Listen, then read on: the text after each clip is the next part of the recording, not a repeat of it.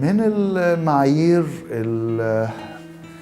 اللي بنديها اهتمام كبير وبنظنها حاجة محورية للغاية ويمكن نخلي الجوازة لا تتم بسببها، هي معايير اختلاف الطوائف في نفس الدين.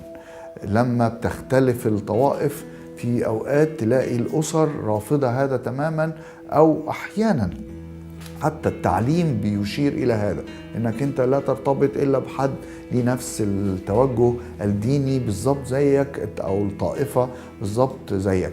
أنا بحس إن أوقات اختلاف الطوائف مش مشكلة أبدا. أحيانا بحس إن هو إضافة للعلاقة، طالما في حاجتين مهمين جدا لازم ناخد بالنا منهم، إن محدش من الاتنين بيرفض الطائفة الأخرى. ما حدش بيرفض الطائفة الأخرى. يعني أنا أعتبر إنه الطائفة بتاعت البنت اللي أنا هرتبط بيها هي طائفة خاطئة في كل شيء، ولا يمكن أنا هروح أحضر معاها في مكان العبادة بتاعها ومش عايزها هي حتى تروح.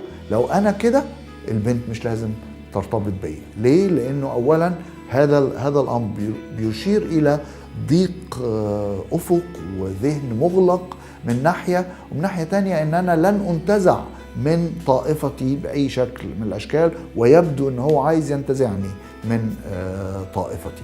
فالحاجة الأولى إنه محدش مننا يبقى متعالي ورافض للطائفة الأخرى. أنا ممكن أروح معاها أحضر وأعبد بطريقتها أوقات، وهي تيجي معايا أو أوقات، وإحنا إلى حد ما كل واحد بيقبل الطائفة الأخرى بصورة عامة. الحاجة التانية لازم نتفق عليها هي الأولاد هيروحوا فين.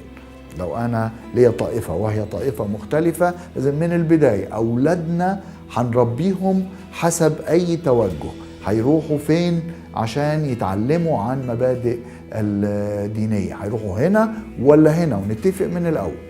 لو اتفقوا الاتنين على هذه الأمور ومستريحين فيها، أنا مش بشوف أبدا إن موضوع الطائفة ده بيسبب مشكلة في الجواز، بل بالعكس بحس إن ده بيضيف الكثير، بيضيف ليهم. كل واحد بياخد من النقاط الإيجابية في الطائفة الأخرى وبيتعلم وبيزداد ثراء نتيجة هذه المبادئ الإيجابية في كل من الطائفتين. فأنا مش شايف إنها بتؤدي إلى أي مشكلات في الجواز.